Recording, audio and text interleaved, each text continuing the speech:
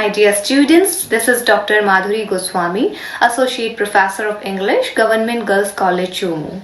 In this lesson, I'm going to give you a brief introduction of parts of speech in English language. Although it's a basic English grammar topic, but I've noticed a lack of practice among my students. When they are asked to describe or to give a definition of noun, pronoun, verb, adverb, etc., they can easily give the mucked up definition. But when they are asked to identify parts of speech in a sentence, most of them are not able to do that. Because understanding parts of speech is essential for determining the correct definition and function of a word, even using the dictionary or using it in their daily life. So this topic becomes very important. So let's get started. Now let's see what is a part of speech. It is actually a category to which a word is assigned on the basis of its function in a sentence in English language. It also indicates how the word functions in meaning as well as grammatically within the sentence. An individual word can function as more than one part of speech when used in different contexts. There are 8 parts of speech in English language: noun, pronoun, verb, adjective, adverb, preposition, conjunction, and interjection. Because the verbs are probably the most important word in the English language. And there are 2 reasons. What does a verb do? A verb is a word that shows some action or state. State means a situation. For example, in the sentence, Dylan plays tennis 3 times a week. In this sentence, the verb is plays because that's the action. When we say plays, we use s or es with the first form of the verb with he, she, or it. So, Dylan plays tennis 3 times a week. In the next sentence, I am a teacher. Can you tell me which is the verb in this sentence, I am a teacher? Yes, the word am is the verb here and that's basically the verb be. We say I am, you are, they are, she is, etc. So, I am a teacher. I want you to notice the difference between these 2 sentences. Dylan plays tennis 3 times a week. In the first sentence, we are talking about a physical activity, a physical action. So the person is doing the thing physically. But in the second person, we are not talking about any physical activity, but talking about a state. So this is a state. Being a teacher is a state. So verbs can show actions or they can show some state. Those are 2 types of verbs. Now let's take noun. Actually, it's a name of a person, place, animal, thing, feeling, or idea. Or in other words, we can say noun is a word that represents a person, place, thing, or feeling, or any idea. Let's take a sentence as an example and try to find out how many nouns are there in this sentence. The sentence is, I'm speaking quite slowly at slow pace so that you can note it down. Rosie went to Europe on vacation with her family last year. I'm repeating this. Rosie went to Europe on vacation with her family last year. Now in this sentence, how many nouns are there? What are nouns? That I've explained already, so we can identify what are nouns in this sentence. Yes, Rosie. Rosie is the name of a person. Okay. Then Europe. Europe is the name of a place. And the next noun is vacation. Vacation is the name given to a trip. Next noun is family. What's family? Family is the group of people in which there are mother, father, daughters, brothers, sisters. So this is the name given to a certain kind of group. And the next noun is in the sentence is year. Year is a period of time. Now let me quickly brief you about the types of noun. There are five types of noun basically.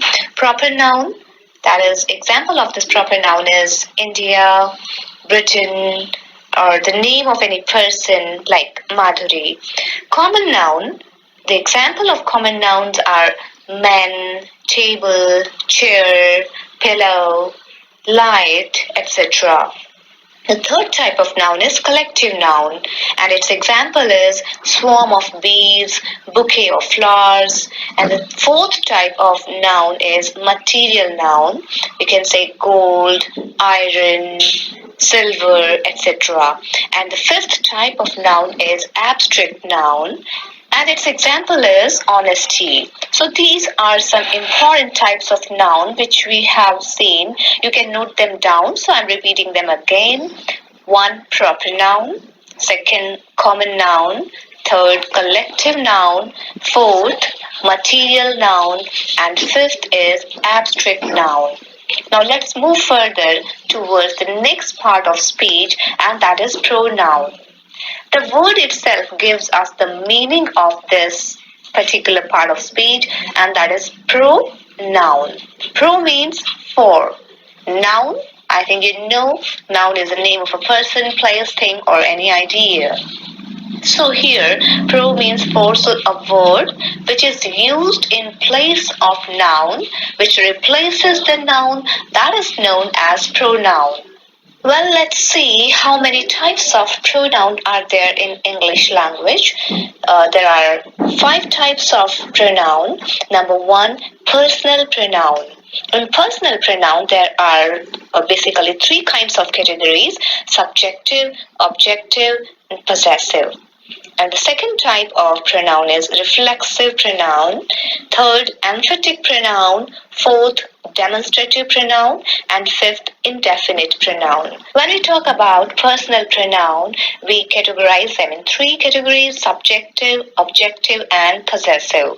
So the example of subjective pronouns are I, we, you, they, he, she, it, which we use as the subjects of a sentence.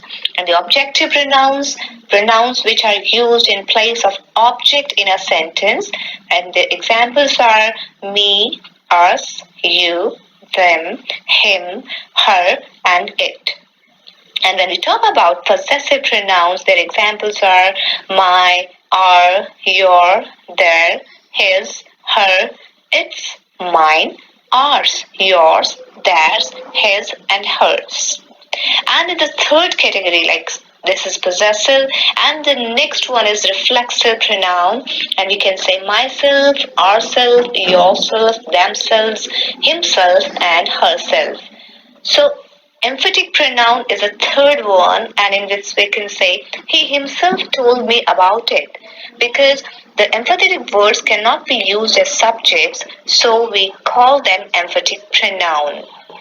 And there is a rule also: if the reflexive pronoun in a sentence is replaced by reciprocal pronoun each other, the meaning of the sentence changes drastically. For example, Yuvi and Karthik blamed themselves for the loss. Yuvi and Karthik blamed each other for the loss. So you can see the difference between these two sentences, because the meaning is totally changed and it is reversed drastically.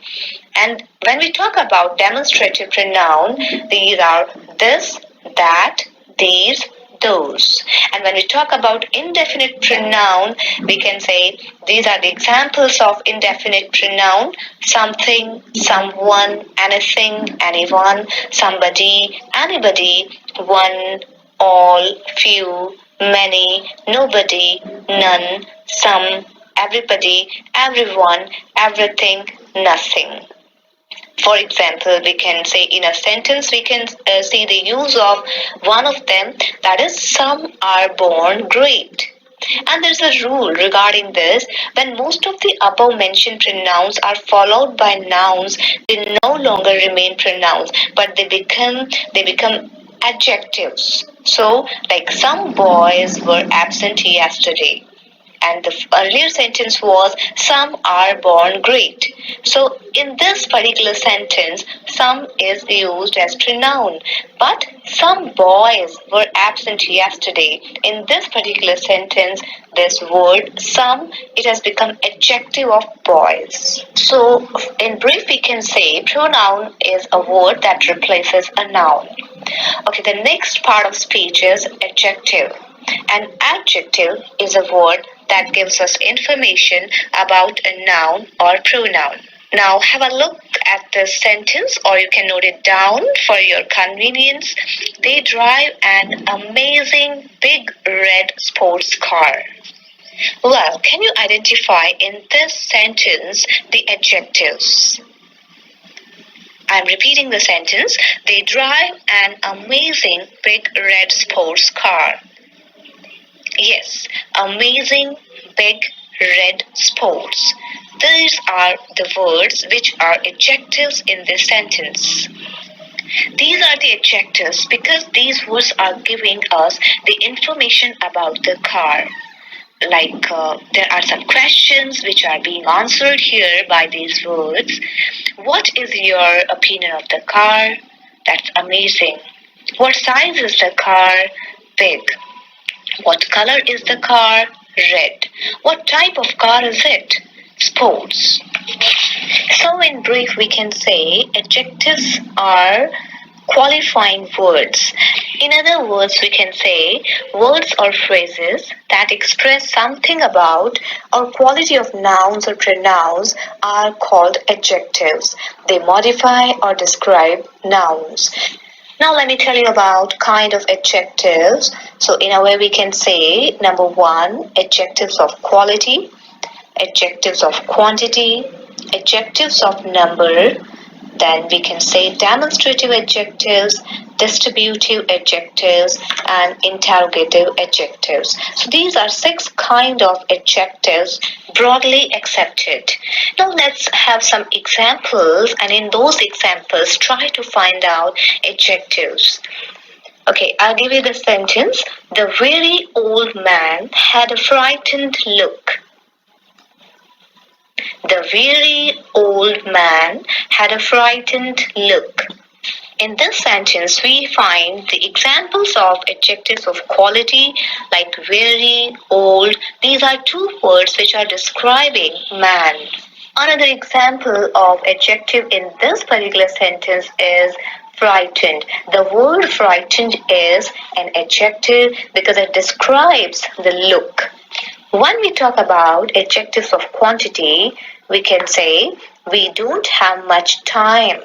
So this much is here describing the quantity.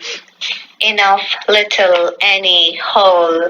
These are some more examples of adjectives of quantity. Adjectives of number or numeral adjectives like 50 students. Most people love sweets. A few, more, several. These are some of the examples which we can cite for adjectives of number or numeral adjectives. When we talk about definite numerals, we can say 1, 2, 3, 4, 5, 6, 7, 8, etc. These are cardinals, and ordinals are another example of definite numerals. They are first, second, third, fourth, fifth, etc. And they are used with countable nouns. Second type of numerals are indefinite numerals, which are used with uncountable nouns. The examples are many, few, all, some, any, several, etc. The next type of adjective is demonstrative adjectives. Demonstrative adjectives point out which person or thing is referred to, like this room, these grapes, those pictures, such questions. Another type of adjective is distributive adjectives. We can say, for example, each, every, either, neither. These are the examples of distributive adjectives. Now, the last one is interrogative adjective. So, to cite an example for interrogative adjectives, I would like to say, what sort of a man is he? So, here in this sentence, this word what is an interrogative adjective. So remember that adjectives give us information about nouns and pronouns, and they answer questions like what kind, what color, what type, what size, etc. Now let's proceed further and just see what are adverbs. That is the next part of speech. That is the fifth part of speech in this lesson we are talking about. In our schools, we learned while studying English grammar that adjectives are those words which give information about a noun, and adverbs are those words which give us information about verb. In fact, a lot of teachers teach that. Yes, this is correct, but this is half correct because there is something more about the adverb. Adverbs are those words which give us information about verb, true, but they can also give information about some adjectives and some other adverbs. These are really talented words which can be used in English language. And adverbs answer questions like when, why, how, where, etc. So let's take up some example and then we will understand what are adverbs. Yesterday evening, we walked somewhat slowly in a very beautiful garden. In this sentence, the first adverb is yesterday evening. That is defining or that is giving us information about walked. That is a verb. Another adverb in this sentence is slowly. How did we walk? We walked slowly. So yesterday evening and slowly, these words tell us about walked, and that is a verb. So these words are adverbs. The slowly word, it tells us how the action happened. So this tells us the manner, how. Now just pay the attention towards the word somewhat. I'm repeating the sentence. Yesterday evening, we walked somewhat slowly in a very beautiful garden. So this word somewhat, it gives us information about slowly. So this is an adverb which gives us information about another adverb. So somewhat is an adverb which gives us information about another adverb, that is slowly. In the same sentence, we have one more word which we can say that is an adverb on the basis of its function. It plays in this sentence. Very. The word very is also an adverb because it describes an adjective that is beautiful. Garden is a noun here. The word garden is a noun and beautiful word is an adjective describing this noun, and very word is an adverb which describes another adjective that is beautiful in this sentence. So I'm repeating the sentence. Yesterday evening we walked somewhat slowly in a very beautiful garden. So now I think you must have understood all the things which an adverb can do. The next part of speech is preposition, about which we are going to talk. Prepositions are words like in, on, by, from, before, after, and with. Let me just define prepositions. Prepositions are the words which show relationships in time, place, and position. Let's take up an example. I'll see you at the office on Monday. Can you identify prepositions in this sentence? Yes, there are two prepositions in this sentence. The first preposition is at. It shows us the place, at the office. And the second preposition is on, which shows us the time. When? On Monday. So that's what prepositions do. They help us to show the relationship in time, place, and position. Now students sometimes get confused with preposition and conjunction, but these two are very different things. Conjunctions are words like and, but, or, so, because, and they are here to connect ideas or things or persons. For example, there's a sentence, Ram and Shyam are best friends. In the sentence, the word and is a conjunction. It helps us to connect Ram and Shyam, and these words are nouns. But conjunctions can even connect sentences. For example, I didn't go to school today because I don't feel really well. So here in this sentence we have two clauses. Clause 1 is I didn't go to school today, and clause 2 is I don't feel very well. So this word because is a conjunction and it's connecting these two clauses, making it a one complete sentence. Or in other words, we can say I don't feel very well is the reason, and I didn't go to school today is the result. So, conjunction word because is connecting the result and reason in this sentence. So, the last part of speech we will look at is interjection. Interjections are words that have no real meaning, but they help us to express sudden emotions and exclamations. For example, the word interjection, wow.